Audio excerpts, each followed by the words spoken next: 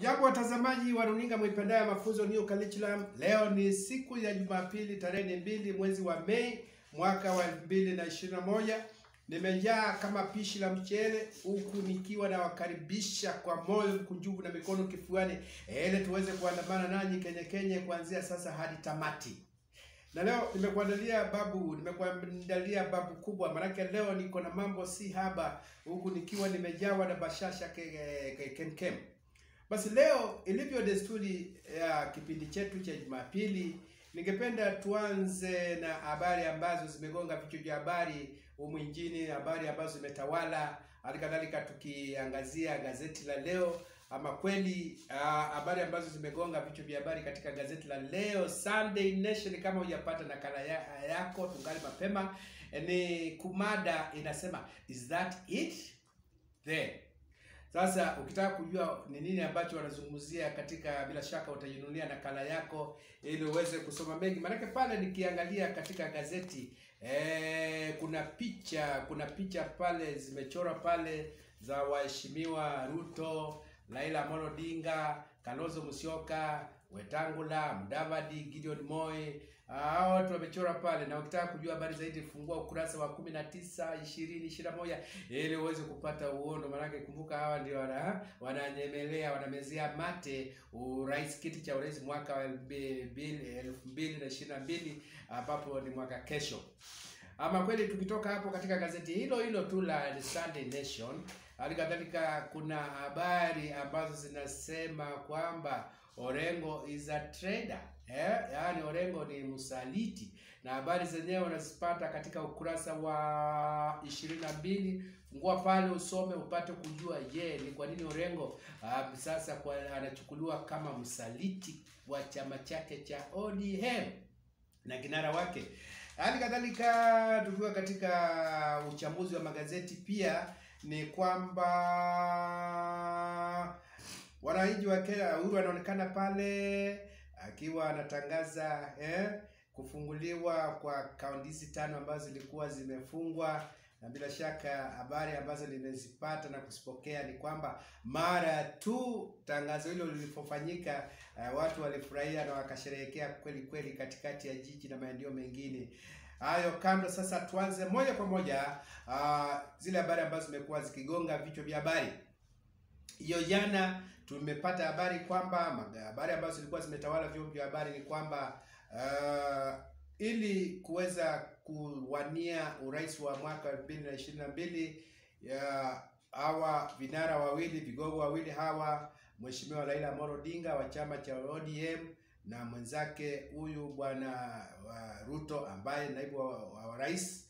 Hali kadhalika sasa wanafanya kila liwezekanalo ili waone ya kwamba wameongeza zile juhudi za kutafuta kura za eneo la Mlima Kenya, ambapo siku ya Ijumaa Mheshimiwa Raila Amolo Odinga alikuwa amekusanyika na wazee kutoka eneo la Mlima Kenya, na bila shaka walizungumzia masuala mengi, mojawapo ikiwa ni kama watamuunga mkono ifikapo mwaka huo wa 22.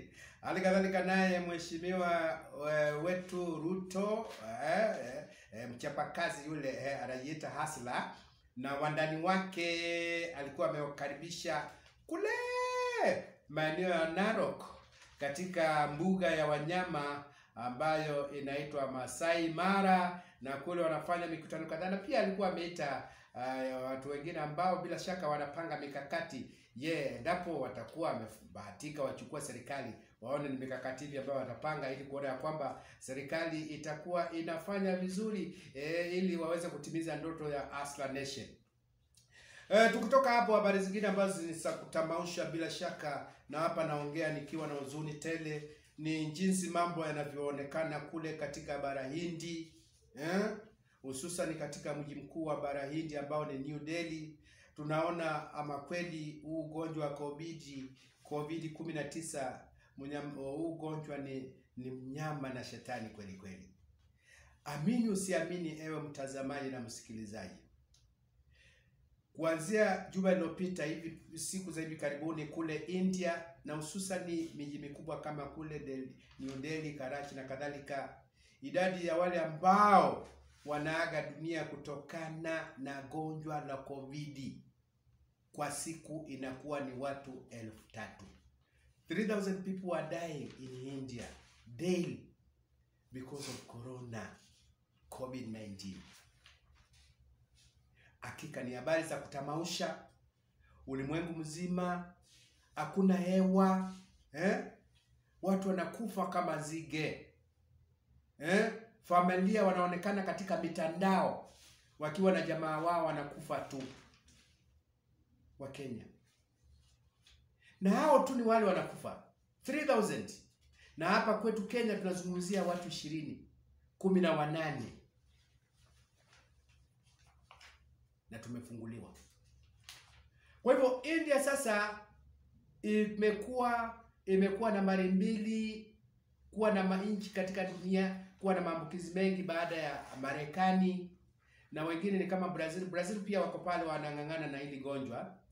Kwa hivyo ukitaka kujua ukweli wa mambo, fungua ama tazama idhaa za matangazo kama vile BBC London, fungulia pia VOA Voice of America, na usisahau kufungulia Al Jazeera. Ujionee kule bara Hindi watu wanachomwa, kule wanachoma watu, na bila shaka utaelewa kwamba kile ambacho tunapigana nacho ni shetani. Haya, kando sasa, twende moja kwa moja ili tupate kuona hiyo jana tarehe 1 mwezi wa 5, Rais wetu Uhuru Muigai Kenyatta alifanya jambo la kupendeza, jambo ambalo limefanya wengi jana usiku walale wakiwa wamejawa na usingizi, wakalala usingizi wa pono, wakalala usingizi ambao si wa mangamungamu. Jamaa wakajivinjari, jamaa wakasherehekea. Ungedhani ya kwamba ilikuwa ni siku ya Christmas. Maana nilitembea hapa katika jiji, nikatembea kule chini Ngara, nikaenda kule katikati ya jiji, nikaenda maeneo ya Westlands, nikaruka moja kwa moja nikaenda Kayole, nikaenda maeneo ya Westlands, na nikaenda kila maeneo. Watu walikuwa wanasherehekea. Hiyo ni mara tu baada ya Mheshimiwa Uhuru Muigai Kenyatta kutangaza kwamba ilani ya kutotoka katika gatuzi za Nairobi, Kiambu, Machakos na kadhalika imeisha. Kwa hivyo watu wengi walifurahia sana. Lakini hii ni baada ya kuambiwa ya kwamba mambo ni shwari. Sasa curfew ya kuanzia usiku itaanza saa 4 mpaka saa 10 asubuhi, na hali kadhalika shule zitafunguliwa ilivyo desturi, na makanisa pia watahudhuria, lakini idadi iwe ni theluthi moja. Hali kadhalika mambo ya michezo pia yatarejelewa, na hizo ni habari njema. Sehemu za burudani watu wajivinjari, lakini wawe waangalifu sana. Hali kadhalika tukiangazia mambo yalivyokuwa jana Jumamosi, maambukizi ni kwamba ifikiapo jana watu ambao walikuwa wamepatiwa ile chanjo walikuwa watu 858,000. Je, wewe umepata chanjo yako? Na wale ambao maambukizi mapya jana walikuwa watu 735, na Wakenya kati ya hao walikuwa 634 na 101 walikuwa ni wageni. Idadi ya walioaga dunia kutokana na COVID-19 ilikuwa ni watu 20, na gonjwa hili lilisambaa kwa kiwango cha 12.9 hivi, na bila shaka utaona bado hili gonjwa tuko nalo.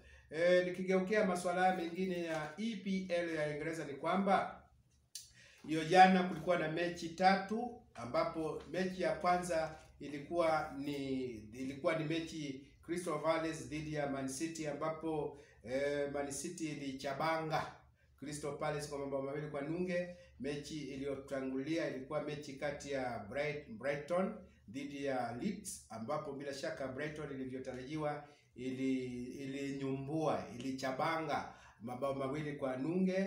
Alafu mechi ya mwisho ambayo ilichapwa wakati wa usiku ilikuwa dhidi ya Fulham na Chelsea, na kama ilivyokuwa ikisubiriwa bila shaka Chelsea wakaondoka na ushindi. Leo hii Jumapili tarehe 2 kutakuwa na mechi 3, na mechi ya kwanza itakuwa majira ya saa 10, ambapo ni Newcastle na Arsenal, na bila shaka mashabiki tutazame. Na mechi ya pili itakuwa kati ya Man U timu yangu na Liverpool, ambayo inasubiriwa kwa hamu na gamu, na itakuwa majira ya saa 12:30, na ile ya mwisho itakuwa dhidi ya Tottenham vs Sheffield, ambayo itakuwa majira ya saa 3:15. Hali kadhalika hapo kesho Jumatatu tarehe 2 Utakuwa na mechi mbili. Mechi ya kwanza itakuwa West Brom versus Wolves majira ya saa 2, na mechi ya mwisho itakuwa bila shaka itakuwa Burnley versus West Ham ambayo itatokea majira ya saa 4:30.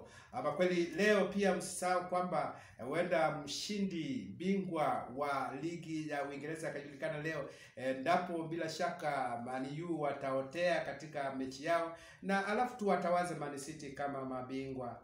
Na washukuru nyote. Kabla si ya wind up, tafadhali subscribe, view, share, and of course fungulia ile notification bell ili uwe wa kwanza kuview. Na bila shaka na washukuru sana. Mungu awabariki. Asanteni.